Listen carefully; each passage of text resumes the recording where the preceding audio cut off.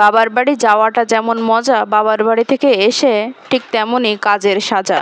এমনিতে বাবার বাড়ি থেকে এসে সব কিছুতে আলসামো লাগে, কোনো কাজ করতে ইচ্ছা হয় না।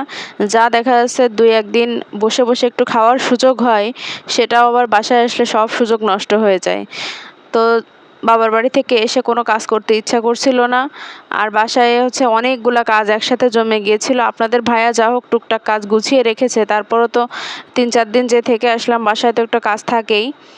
তো এই ফাঁকে আমি আপনাদেরকে একটা প্রোডাক্ট দেখাই, যে প্রোডাক্টটা আমি অনলাইনে লুমিনিয়াস বিউটি পেজ থেকে নিয়েছি, একটা সাবান। এই সাবানটা কিন্তু এখন খুব ভালো রিভিউ দিচ্ছে সবাই, তো আমিও দেখে নিয়েছিলাম।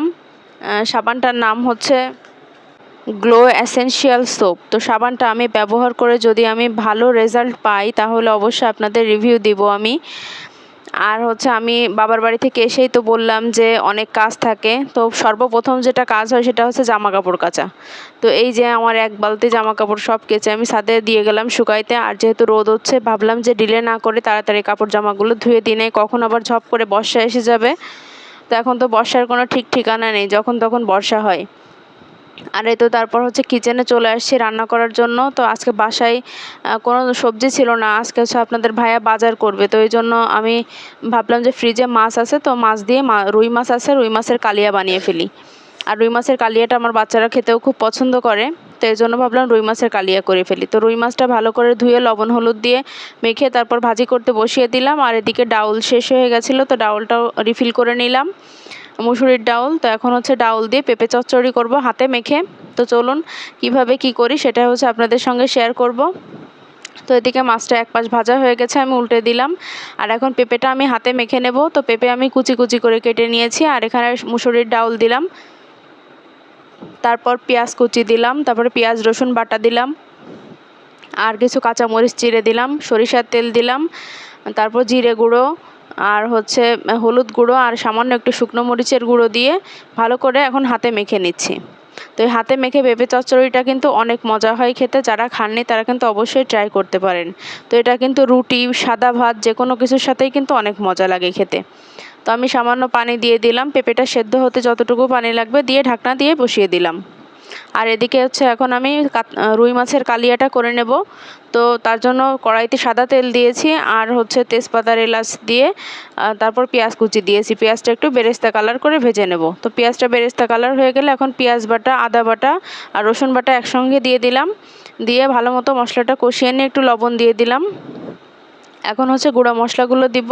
তো প্রথমে দিলাম জিরা গুঁড়া, হলুদ গুঁড়া, ধনিয়া গুঁড়া আর শুকনো মরিচের গুঁড়া দিয়ে মশলাটা খুব ভালো মতো একটু পানি দিয়ে কষিয়ে নিয়েছি। তো কষিয়ে নিয়ে এখন আমি ফেটানো টক দই দিয়ে দেবো এখানে। তো রুই মাছের কালিয়া করতে গেলে কিন্তু টক দইটা দেওয়াই লাগে। আর টক দই যদি আপনাদের না থাকে বাসায়, তো সেক্ষেত্রে কিন্তু আপনারা গুঁড়া দুধের সঙ্গে একটু লেবুর রস মিশিয়ে সেটা একটু গুলে নিয়ে তারপরে দিতে পারেন, তাহলে কিন্তু সেম টেস্টটাই আসে। তো মশলাটা আমি খুব ভালো মতো কষিয়ে নিয়ে মাছগুলা দিয়ে দিচ্ছি। তো মাছগুলা দিয়ে একটু এপাশ ওপাশ করে আমি একটু পানি দিয়ে দিলাম, যতটুকু, খুব বেশি পানি দেবো না, কারণ রুই মাছের কালিয়া আমি খুব বেশি ঝোল রাখি না। আর এখন আমি কিছু গরম মশলার গুঁড়ো দিয়ে দিলাম সামান্য পরিমাণ, দিয়ে আমি মাছগুলো নাড়াচাড়া করে একটু উল্টে পাল্টে দিয়ে তারপর ঢাকনা দিয়ে রেখে দেবো। তো এখন ঢাকনাটা দিয়ে দিচ্ছি। আর পাশের চুলায় পেঁপে সেদ্ধটা হয়ে গেছে অলরেডি। তো পেঁপে সেদ্ধটা এখন শুধু একটু বাগার দিয়ে নেব। আর এদিকে রুই মাছের কালিয়াটা কিন্তু রান্না একেবারেই শেষ। এখন আমি ঘি দিয়ে ঢাকনা দিয়ে ঢেকে রেখে দিচ্ছি। তো এখন ঢাকনা খুলে কিন্তু আমি গ্যাসটা অফ করে দেবো এখন। তো এইভাবে রুই মাছের কালিয়াটা রান্না করে খেয়ে দেখতে পারেন, অসম্ভব মজার হয় খেতে। যারা এখনও রুই মাছের কালিয়া এভাবে রান্না করে খাননি, তারা কিন্তু অবশ্যই একবার ট্রাই করতে পারেন। তো কালারটা দেখেন কত সুন্দর এসেছে। তো আমি সবসময় রুই মাছের কালিয়াটা এভাবেই করি।